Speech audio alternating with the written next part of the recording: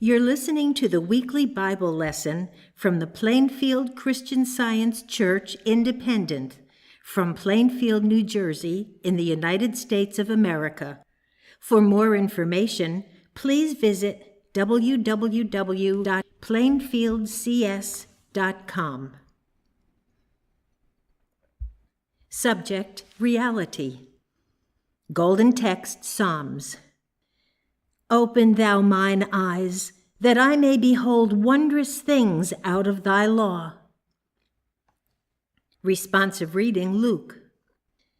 Then said he unto them, Nation shall rise against nation, and kingdom against kingdom. And great earthquakes shall be in divers places, and famines and pestilences, and fearful sights and great signs shall there be from heaven. But there shall not an hair of your head perish. In your patience possess ye your souls.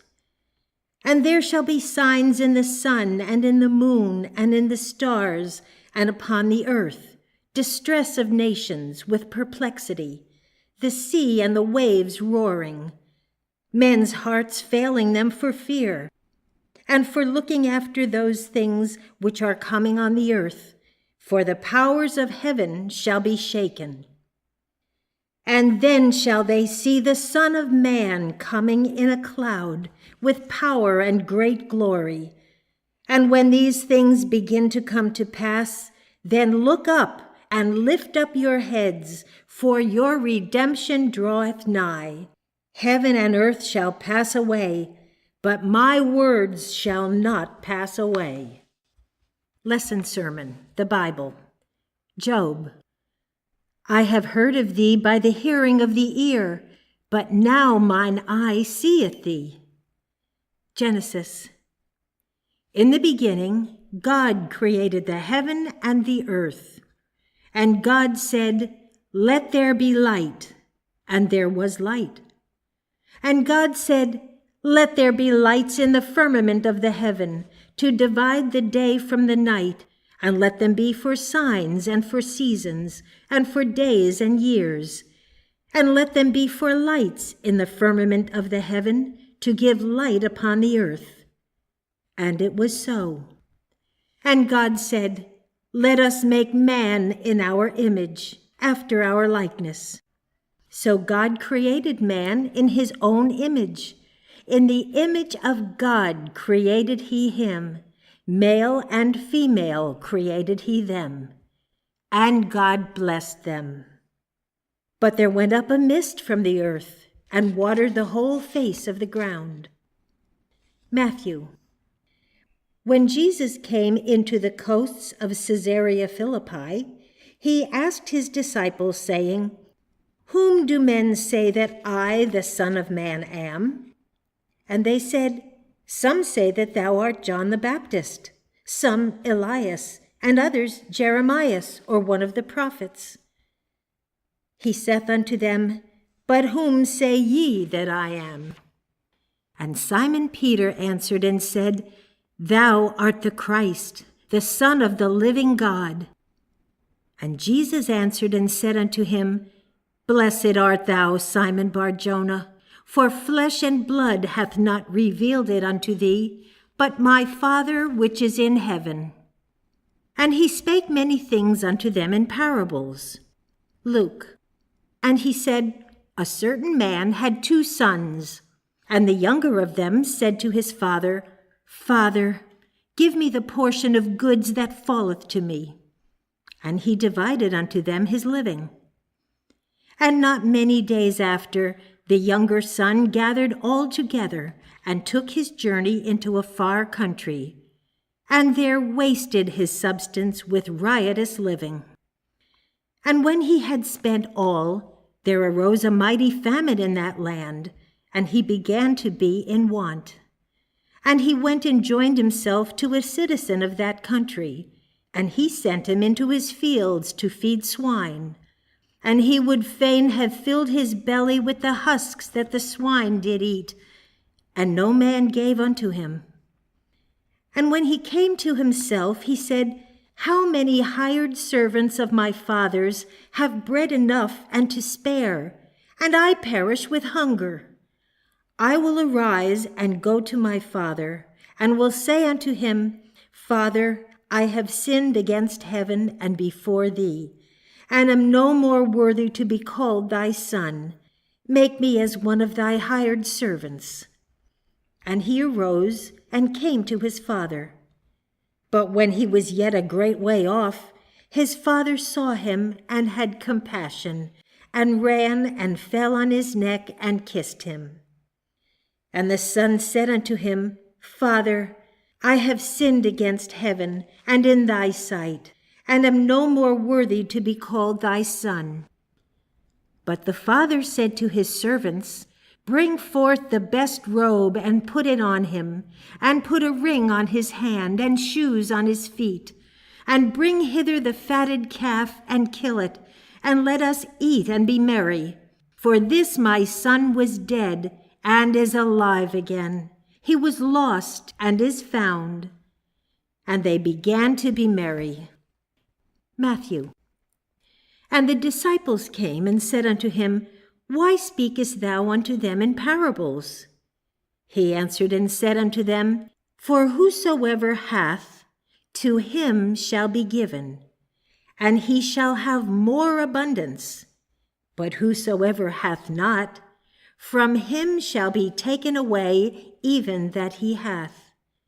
Therefore I speak to them in parables, because they seeing see not, and hearing they hear not, neither do they understand.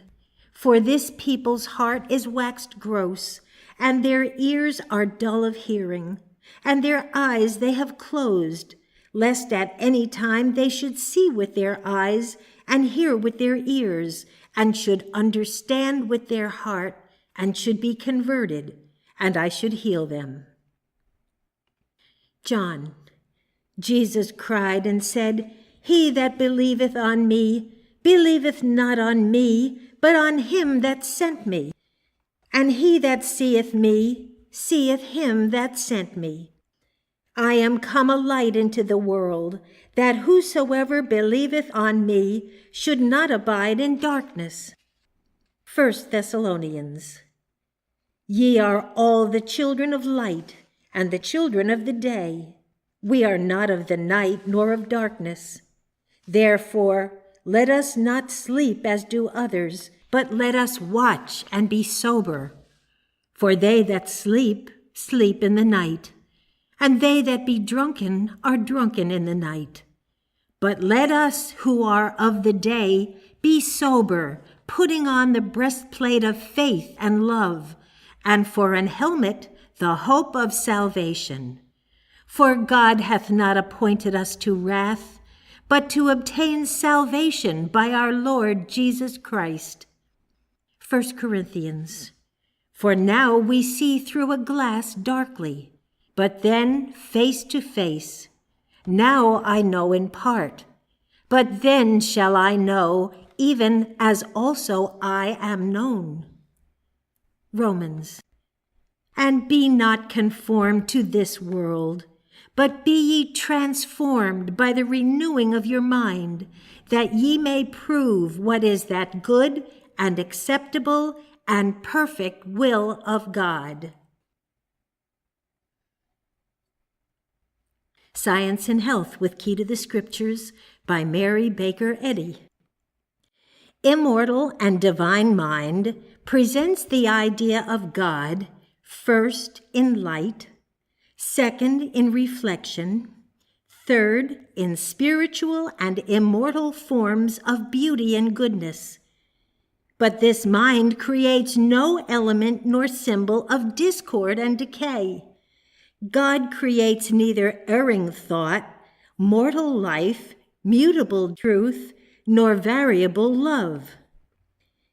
All reality is in God and his creation, harmonious and eternal. That which he creates is good, and he makes all that is made. Firmament. Spiritual understanding. the scientific line of demarcation between truth and error, between spirit and so-called matter. The creations of matter arise from a mist or false claim, or from mystification, and not from the firmament or understanding which God erects between the true and false. In error, everything comes from beneath, not from above. All is material myth instead of the reflection of spirit. Eyes, spiritual discernment, not material, but mental. Jesus said, thinking of the outward vision, "Having eyes, see ye not?" Mark 8, verse 18. Spirit imparts the understanding which uplifts consciousness and leads into all truth. Spiritual sense is the discernment of spiritual good. Understanding is the line of demarcation between the real and unreal. This understanding is not intellectual, is not the result of scholarly attainments. It is the reality of all things brought to light. God's ideas reflect the immortal, unerring, and infinite. The mortal, erring, and finite are human beliefs, which apportion to themselves a task impossible for them, that of distinguishing between the false and the true. Job said, "I have heard of thee by the hearing of the ear, but now mine eye seeth thee." Mortals will echo Job's thought when the supposed pain and pleasure of matter cease to predominate. They will then drop the false estimate of life and happiness, of joy and sorrow, and attain the bliss of loving unselfishly, working patiently, and conquering all that is unlike God. The nature of Christianity is peaceful and blessed, but in order to enter into the kingdom, the anchor of hope must be cast beyond the veil of matter, into the Shekinah, into which Jesus has passed before us. And this advance beyond matter must come through the joys and triumphs of the righteous, as well as through their sorrows and afflictions. Like our Master, we must depart from material sense into the spiritual sense of being. The sharp experiences of belief in the supposititious life of matter, as well as our disappointments and ceaseless woes, turn us like tired children to the arms of divine love. Then we begin to learn life in divine science. Without this process of weaning, canst thou by searching find out God? It is easier to desire truth than to rid oneself of error.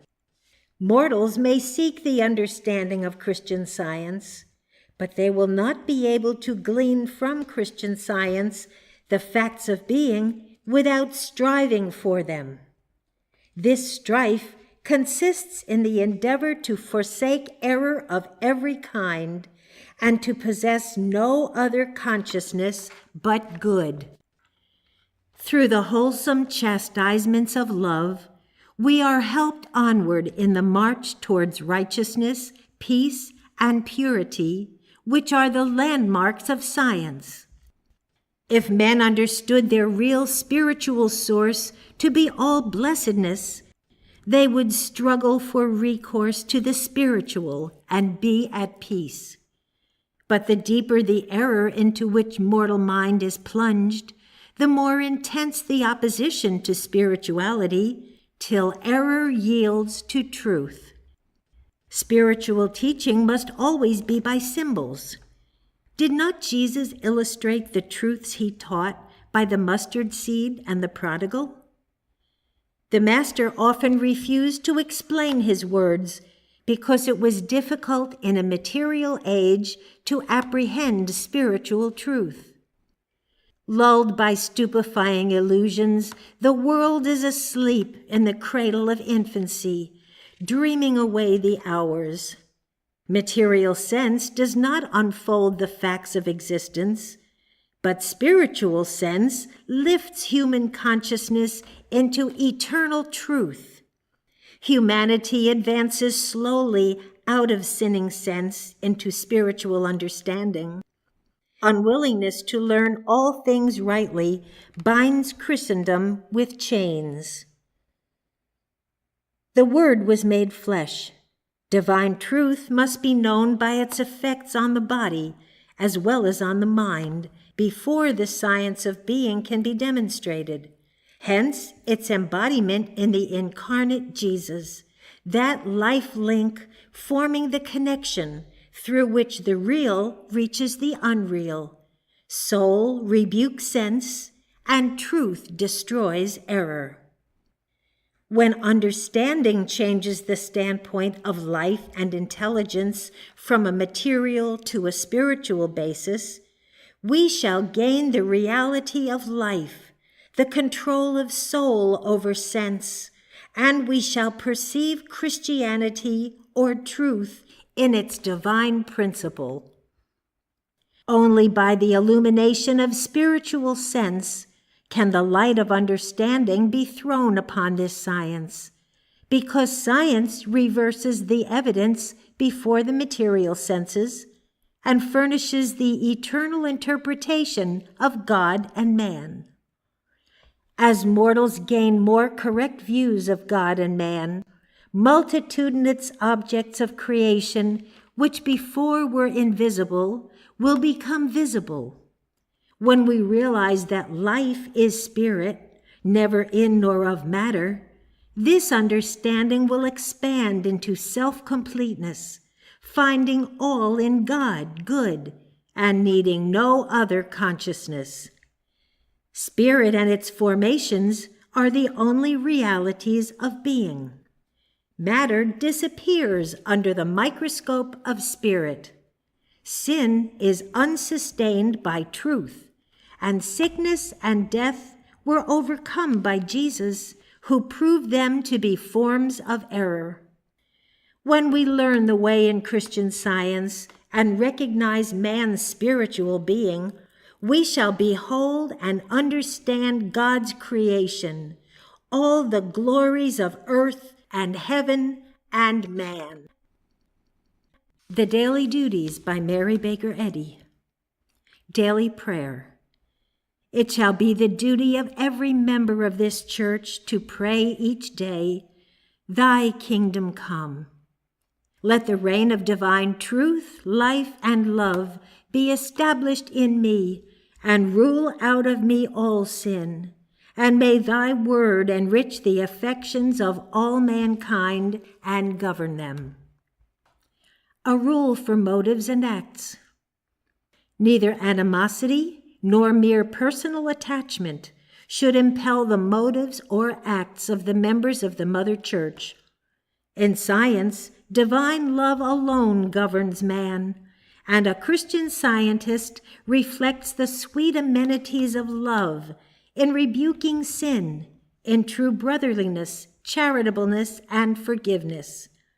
The members of this church should daily watch and pray to be delivered from all evil, from prophesying, judging, condemning, counseling, influencing, or being influenced erroneously. Alertness to duty.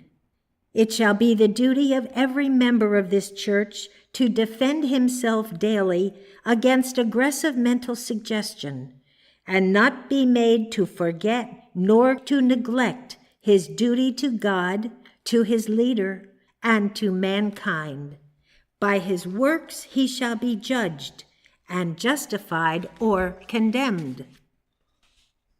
This Bible lesson is prepared by Plainfield Christian Science Church Independent. It was composed of scriptural quotations from the King James Bible and correlative passages from the Christian Science textbook, Science and Health, with Key to the Scriptures by Mary Baker Eddy.